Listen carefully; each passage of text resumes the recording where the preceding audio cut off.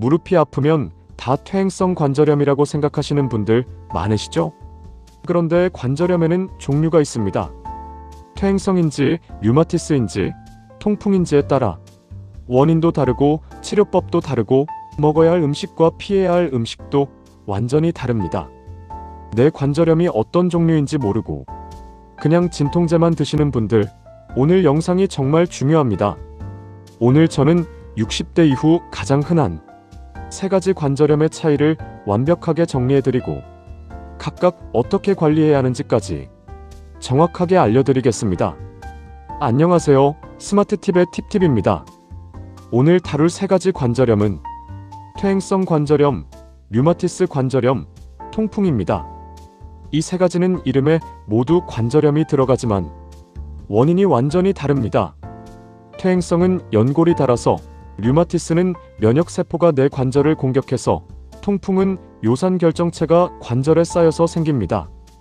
원인이 다르니 치료도 다르고 생활습관도 다르게 관리해야 합니다. 오늘 영상은 3파트입니다. 첫 번째, 3가지 관절염을 증상으로 구별하는 법. 두 번째, 각 관절염의 원인과 특징. 세 번째, 종류별 생활관리법입니다. 첫 번째 파트입니다. 3가지 관절염을 구별하는 핵심 차이를 먼저 정리해 드릴게요. 통증이 나타나는 시간대가 다릅니다. 퇴행성 관절염은 움직일 때 아프고 쉬면 나아집니다.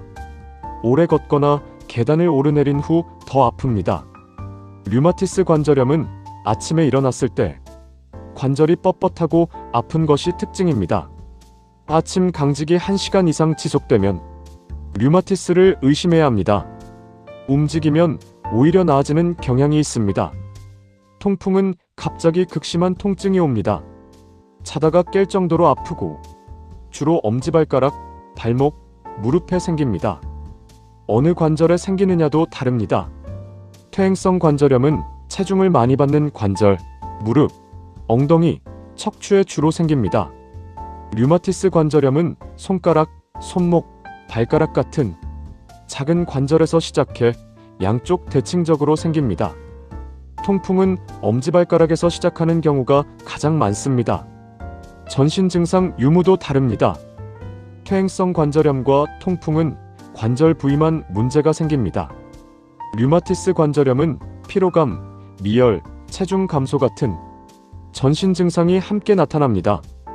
이것은 류마티스가 자가면역 질환이기 때문입니다. 60대 이상에서 가장 흔한 관절염입니다. 무릎 퇴행성 관절염만 놓고 보면 60대 이상의 절반 이상이 어느 정도 겪고 있습니다. 원인입니다. 관절 연골은 뼈와 뼈 사이에서 충격을 흡수하는 쿠션 역할을 합니다. 나이가 들면서 이 연골이 점점 닳아서 결국 뼈와 뼈가 직접 부딪히게 됩니다.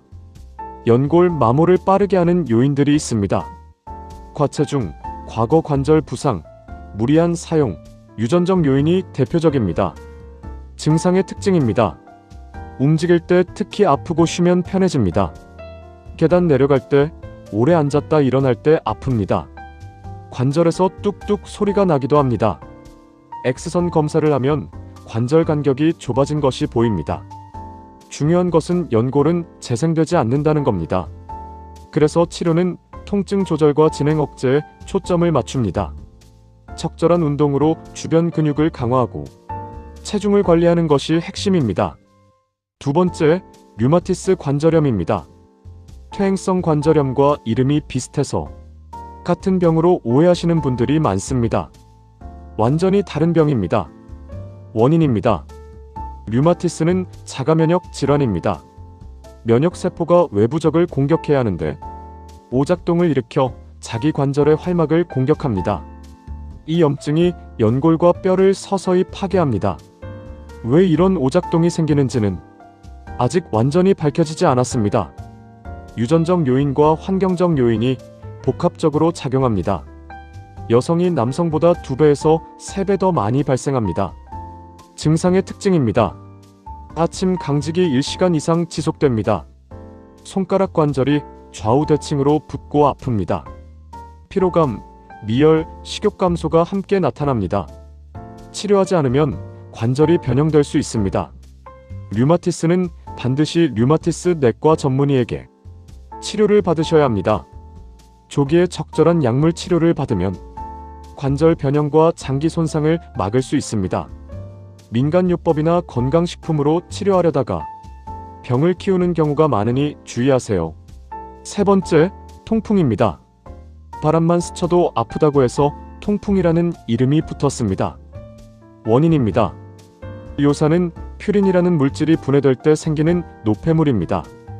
정상적으로는 소변으로 배출되는데 요산이 과다하게 생성되거나 신장에서 배출이 잘 안되면 혈중 요산 수치가 높아집니다.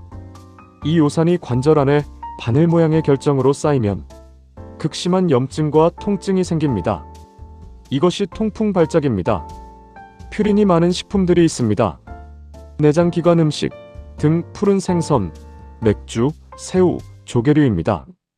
이 음식들을 자주 드시는 분들은 통풍 위험이 높습니다. 증상의 특징입니다. 갑자기 시작되는 극심한 통증이 특징입니다. 주로 엄지발가락에서 시작합니다. 관절이 빨갛게 붓고 열이 납니다. 발작은 보통 3일에서 10일 지속됩니다. 통풍은 혈액검사로 요산 수치를 확인해서 진단합니다. 퇴행성 관절염 관리의 핵심 3가지입니다. 첫째, 체중 관리입니다. 체중 1kg가 줄면 무릎 부담이 4kg에서 5kg 줄어듭니다. 3kg만 감량해도 무릎이 확연히 편해집니다. 둘째, 근육 강화 운동입니다. 허벅지 앞쪽 대퇴사두근을 강화하면 무릎이 받는 충격을 근육이 대신 흡수합니다. 수영, 수중 걷기, 자전거 타기가 관절에 충격 없이 근육을 강화하는 최적의 운동입니다. 셋째, 온열 찜질입니다. 만성 통증에는 따뜻한 찜질이 효과적입니다. 혈액순환을 돕고 근육 긴장을 풀어줍니다. 단, 급성으로 붓고 열감이 있을 때는 냉찜질로 염증을 먼저 가라앉히세요. 류마티스 관절염 관리의 핵심입니다. 첫째, 약물 치료를 절대 임의로 중단하지 마세요. 류마티스는 증상이 좋아져도 약을 멈추면 다시 악화됩니다. 반드시 전문의 지시에 따라 꾸준히 복용하세요. 둘째, 항염증 식품을 챙기세요. 오메가3가 풍부한 등 푸른 생선, 항산화 성분이 풍부한 브로콜리, 시금치, 블루베리, 강황의 커큐민이 염증을 줄이는 데 도움이 됩니다. 셋째, 과로와 스트레스를 피하세요. 과로와 스트레스는 면역 시스템을 자극해서 류마티스 증상을 악화시킵니다. 충분한 휴식과 수면이 류마티스 관리의 기본입니다. 넷째, 아침 강직 완화법을 실천하세요. 일어나기 전 이불 속에서 손가락을 천천히 쥐었다 펴고 발목을 돌리는 준비 운동을 5분 하세요. 강직이 훨씬 빠르게 풀립니다. 통풍 관리의 핵심입니다. 첫째, 퓨린이 많은 음식을 줄이세요. 맥주를 포함한 알코올, 내장기관 곱창, 간, 콩팥, 새우, 조개, 멸치, 고등어, 이 음식들이 요산을 급격히 올립니다. 통풍 발작 후 일주일은 이 음식들을 완전히 피하세요. 둘째, 물을 하루 2리터 이상 마시세요. 물이 요산을 소변으로 배출하는 가장 자연스러운 방법입니다. 맥주 대신 물, 이것 하나만으로도 통풍 발작 빈도가 크게 줄어듭니다. 셋째, 체중을 관리하세요. 비만은 요산 생성을 늘리고 배출을 방해합니다. 단, 급격한 다이어트는 오히려 요산 수치를 일시적으로 높여 통풍 발작을 유발할 수 있습니다. 천천히 꾸준히 감량하세요. 넷째, 발작이 오면 이렇게 하세요. 아픈 관절을 심장보다 높이 올려놓으세요. 냉찜질로 열과 부기를 가라앉히세요. 통풍 발작 중에는 마사지나 온찜질은 금물입니다. 통증이 너무 심하면 병원에서 소염제 처방을 받으세요. 오늘 영상 어떠셨나요? 내 관절염이 어떤 종류인지 아는 것이 올바른 관리의 첫 번째 단계입니다. 정확한 진단 없이 진통제만 드시거나 민간요법에 의존하지 마세요. 댓글에 지금 어떤 관절 부위가 아프신지, 그리고 어떤 종류의 관절염 진단을 받으셨는지 알려주세요. 더 구체적인 도움을 드릴 수 있는 영상을 준비하겠습니다. 좋아요와 구독, 주변 분들께 공유도 부탁드립니다. 다음 영상은 60대 이후 전립선방광 건강 지키는 법으로 찾아오겠습니다. 기대해주세요. 오늘도 건강하고 행복한 하루 되세요. 감사합니다.